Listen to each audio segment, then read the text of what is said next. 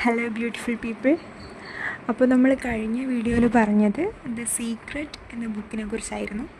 അപ്പോൾ ആ വീഡിയോ കേട്ട് കഴിഞ്ഞപ്പോൾ ചിലർക്കെങ്കിലും അല്ലെങ്കിൽ ആ ബുക്ക് വായിച്ചവർക്കെങ്കിലും ചിലപ്പോൾ തോന്നിയിട്ടുണ്ടാവും, ഈ മാനിഫെസ്റ്റേഷൻ എന്ന് പറയുന്നത് അപ്പോൾ ഒരു മാജിക്കാണോ? നമുക്ക് വേണ്ട കാര്യങ്ങൾ വിഷ്വലൈസ് ചെയ്യുക, അതായത് യൂണിവേഴ്സിനോട് ചോദിക്കുക, ബിലീവ് ചെയ്യുക, അങ്ങനെ ചെയ്താൽ തന്നെ നമുക്ക് എന്താ പറയുക, നമ്മുടെ ആഗ്രഹങ്ങളെല്ലാം ഫുൾഫില്ലായി കിട്ടുമോ? അങ്ങനെ ആർക്കെങ്കിലും ഒരു ക്വസ്റ്റ്യൻ മൈൻഡിൽ വന്നോ? സോ മാനിഫെസ്റ്റേഷൻ ഒരു മാജിക്കാണോ അല്ലയോ? അതാണ് നമ്മൾ ഇന്നത്തെ വീഡിയോയിൽ സംസാരിക്കാൻ വേണ്ടി പോകുന്നത്. ഡെഫിനറ്റ്ലി മാനിഫെസ്റ്റേഷൻ എന്ന് പറയുന്നത് ഒരു മാജിക് അല്ല, it's a natural process. Okay, so മാനിഫെസ്റ്റേഷനിൽ വരുന്ന അടുത്ത മോസ്റ്റ് ഇമ്പോർട്ടൻറ്റ് പോയിൻ്റാണ് അലൈൻമെൻറ്റിൻ്റെ അണ്ടറിൽ തന്നെ നമുക്ക് രണ്ട് ഇമ്പോർട്ടൻറ്റ് പോയിൻറ്റ്സ് വരുന്നുണ്ട്. അതാണ് doing the inner work and taking the inspired action. So എന്താണ് അലൈൻമെൻറ്റ് എന്ന് ഉദ്ദേശിക്കുന്നത്?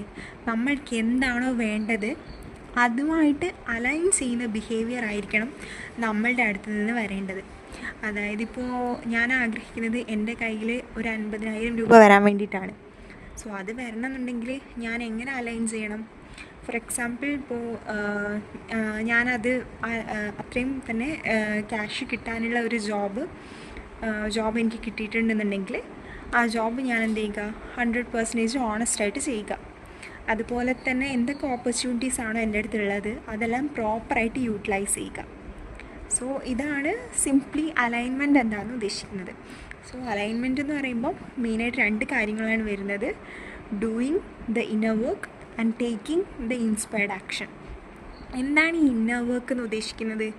ഇന്നർ വർക്ക് എന്ന് ഉദ്ദേശിക്കുന്നത് getting into the right mindset, അല്ലെങ്കിൽ setting the proper mindset, അല്ലേ?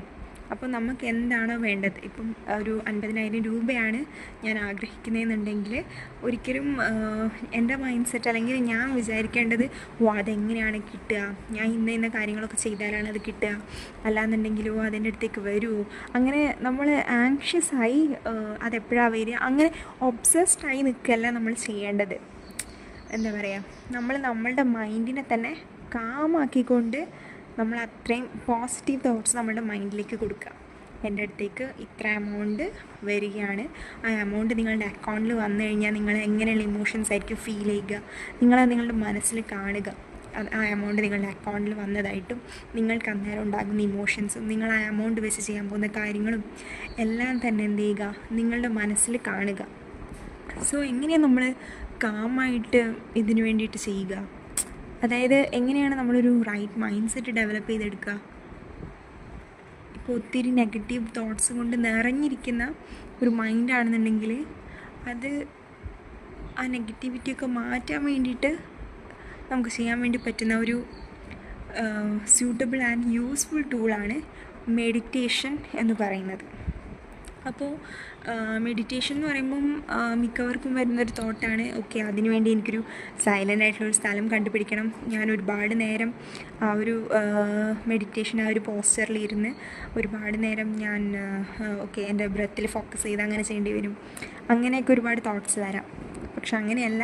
ഇപ്പോൾ നിങ്ങൾ ഒരു കെയോട്ടിക് ഫാമിലി അല്ലെങ്കിൽ ഒരു കെയോട്ടിക് സിറ്റുവേഷനിലുള്ള ഒരാളാണ്, ഇപ്പോൾ അറ്റ് പ്രസൻറ്റ് നിങ്ങൾ അങ്ങനെ ഒരു സിറ്റുവേഷനിലുള്ള ആളാണെന്നുണ്ടെങ്കിലും കുഴപ്പമില്ല. നിങ്ങൾക്ക് ജസ്റ്റ് റിലാക്സായി നിങ്ങളൊന്ന് കിടക്കുന്ന സമയത്ത് തന്നെ നിങ്ങളുടെ ബോഡി മൊത്തത്തിൽ റിലാക്സാക്കി നിങ്ങളുടെ ബ്രെത്തിലേക്ക് മാത്രം ഫോക്കസ് ചെയ്ത് ആദ്യം നിങ്ങളൊരു 2 മിനിറ്റെങ്കിലും അതുപോലെ നിങ്ങളുടെ ബ്രെത്തിൽ ഫോക്കസ് ചെയ്ത് അങ്ങനെയുള്ളൊരു മെഡിറ്റേഷൻ എന്ത് ചെയ്യുക, സ്റ്റാർട്ട് ചെയ്യുക.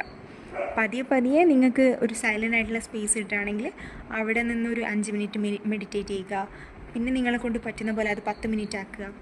അങ്ങനെ നിങ്ങൾക്ക് മെഡിറ്റേഷൻ പ്രോഗ്രസ് ചെയ്യാവുന്നതാണ്. സോ ഇതാണ് ഡൂയിങ് ദ ഇന്നർ വർക്ക് എന്നതുകൊണ്ട് ഉദ്ദേശിക്കുന്നത്. ദെൻ അടുത്തത് ടേക്കിംഗ് ദ ഇൻസ്പയർഡ് ആക്ഷൻ. ഇപ്പോൾ എൻ്റെ കയ്യിൽ ഇപ്പോൾ 50,000 രൂപ വരണമെന്നുണ്ടെങ്കിൽ എനിക്ക് എന്തൊക്കെ ചെയ്യാൻ വേണ്ടി കഴിയും? ഇപ്പോൾ ഞാൻ ഏതെങ്കിലും ഒരു ജോബ് ചെയ്യുന്ന ആളാണെന്നുണ്ടെങ്കിൽ ആ ജോബ് എനിക്ക് പ്രോപ്പറായിട്ട് ചെയ്യാം.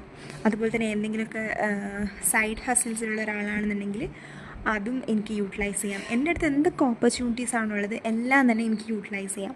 മനസ്സിലായോ? പക്ഷേ ഇതിൻ്റെയൊക്കെ ഒരു കോർ എന്ന് പറയുന്നത് റൈറ്റ് മൈൻഡ് സെറ്റ് ചെയ്യുന്നതിലാണ് ഉള്ളത്.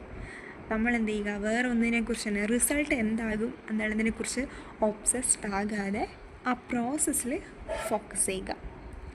സോ ഇത്രയാണ് എന്താണ് മാനിഫെസ്റ്റേഷൻ എന്നത് പറഞ്ഞു വെക്കുന്നത്. ഓക്കെ, ഇത് തീർച്ചയായിട്ടും മാജിക് അല്ല, ഇതൊരു നാച്ചുറൽ പ്രോസസ്സാണ്.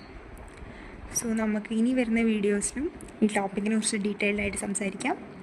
Until then, raise your frequency and keep manifesting. Thank you.